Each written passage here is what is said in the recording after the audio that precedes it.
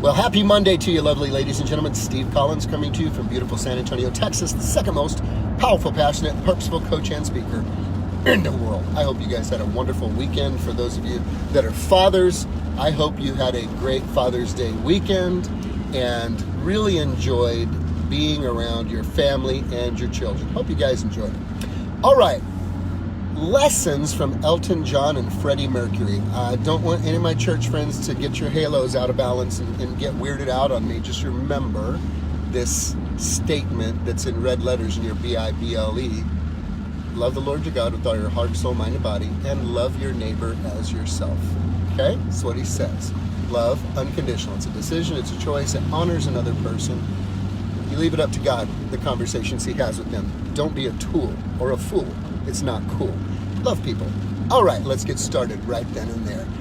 One of the things that I am drawn to is autobiographies. I am drawn to the stories of particular people. People who have come near death, attempted to take their lives, who are given gifts and talents that have affected the planet, that almost didn't show up and almost didn't make it and were almost taken out, and yet who overcame and came through the various trials and tribulations and pressures and pains to come out on the other side and ultimately deliver to the world their unique brand of gift and talent, whatever it may be.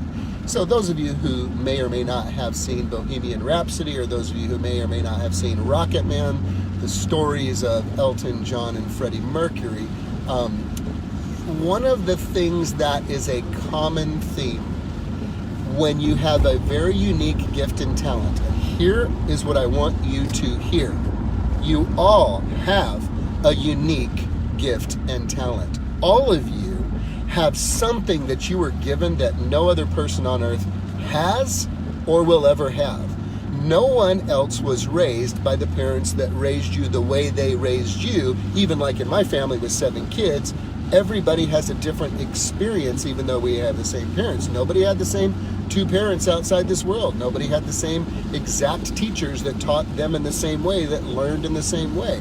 You came into this earth one of 4 basic personality profiles, either very dominant or very outgoing or very influencing or very steady and very stable or very exacting and very detail-oriented. One of these 4. That's why there's 4 gospels, by the way.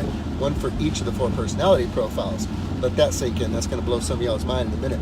So when you came into this world, you came in with a different perspective that was just wired into your DNA, and yet you were given a unique gift and a unique talent that if you were raised in a normal environment and went to a normal school growing up, you learned very quickly in elementary school that when your light began to shine, it probably was not celebrated. It may not have even been tolerated. It most likely was obliterated. I know mine growing up in a Catholic school with a bunch of nuns that did not understand ADD or ADHD. I was a disruptive force. Believe it or not, at St. Mary's University, I was also labeled a disruptive force when I had to go into Father Motor, the dean of the entire university, who was having a problem with me being so happy telling everybody about Jesus at the campus. I was a disruptive force, so I guess not much changed. It pays well nowadays, so that's a good thing, right? So you have a unique gift and talent and strength that when you were younger, when that unique gift and talent or strength began to emerge, it was probably not celebrated because the world is not set up to celebrate and develop and polish and perfect those unique gifts and talents in each individual. It is designed to level the playing field. Sorry about the sound of the really loud raindrops. It is designed, this world, to level the playing field, not to honor those incredibly unique and individual gifts and talents and strength, but to cause others to blend in so nobody shines too much. You know how it is. If God gave you an amazing brain, it was like, who knows the answer? Little Sally does this so many times, and then all of her girlfriends are like, who little Sally thinks she is? She thinks she's better than us. Look at her. She's so smart. And then little Sally realizes, I better put my brain away because nobody wants to hang out with me. Nobody wants to spend time with me. Nobody wants to like everybody's making fun of me.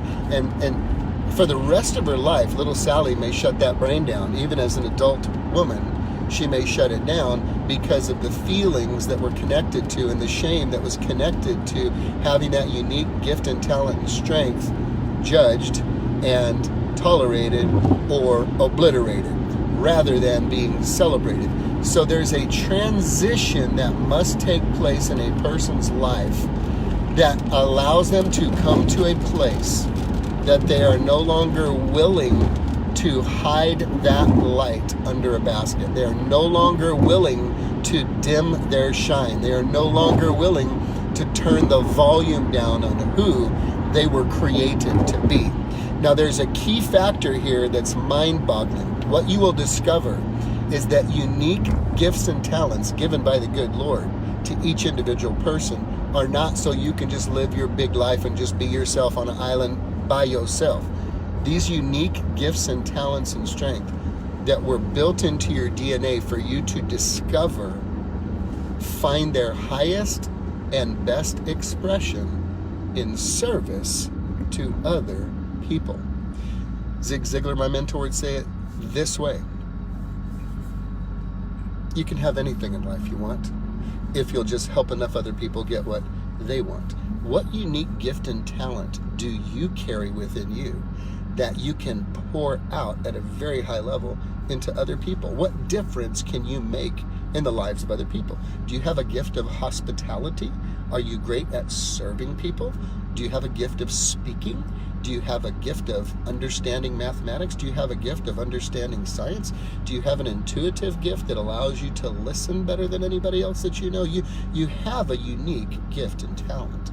And if you were a normal child in a normal childhood, when that unique gift and talent began to set you apart from your peers, you may have been judged for it, you may have been shamed for it, and you may have been treated negatively for that, and you may very well have put that thing on a box on a shelf deep down inside of you.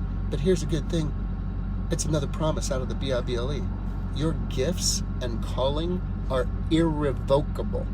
This is in the Bible, y'all. Your gifts and talents and calling, they're irrevocable. That means you may have put them on the shelf because of fear or shame or rejection, but that doesn't mean they're gone. No, baby. They're there. They're there waiting to be unlocked. They're there waiting to be released. They're there waiting to wake up and shine so that you can make your impact in this lifetime, in your lifetime, in the unique way that only you can. Do you know that's one of my favorite joys in coaching, is being able to see that in people and draw it out of them so that they can live in their brilliance and their magnificence and see themselves the way they were created to be, is breaking through all those limiting beliefs and fears. So let me leave you with a simple 20-40-60 rule as you begin to evaluate yourself and truly dig into what your talents and strengths and unique gifts are that you may choose to unlock once you see that it's been held down by fear and programming as a child. And it will still show up as an adult. We call them haters. Yeah, the haters, and that's okay. And you have to remember something. It's really not, the haters aren't really hating you, truly. No, the haters are not hating you. The haters are hating themselves. How do you mean, Steve Collins? I'm so glad you asked. The haters, when they see you living a magnificent big life, you are a reminder to them that they are not willing to do the daily things required for them to live a big life, and yet they know that potential is there for them. So when they see you, they hate themselves because you are a reminder that they themselves are underperforming and not showing up in this life in a big way, and you're a reminder to them that they're living small and playing not to lose rather than playing to win. So they ain't even really hating on you, they're hating on them. But these are many of the reasons why people do not show up in their brilliance and do not take the time to polish and perfect their gifts in order to become great at what they can do uniquely so that they can serve others at a very high level. So here's what I'm going to share with you, the 20-40-60 rule, okay? At 20 years old, everybody's worried about what people think about them. At 40 years old, you start changing and start thinking, I really don't care what people think about me. At 60 years old, it hits you. Ain't nobody was thinking about me at all in the first damn place.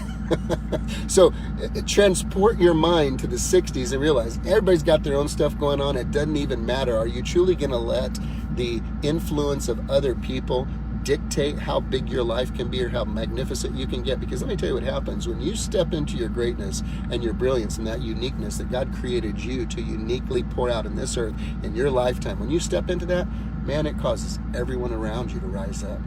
You see, it's not even about you. Your gifts and talents are about serving other people. Stepping into that greatness, breaking off the fear and the limitation, breaks the fear and limitation off those around you. I wonder how many people are being held back today because you have refused to commit to stepping into your gifts and talents. There's a lot of them. You may not realize it, but there's a lot of them. Well, I'm fine where I'm at.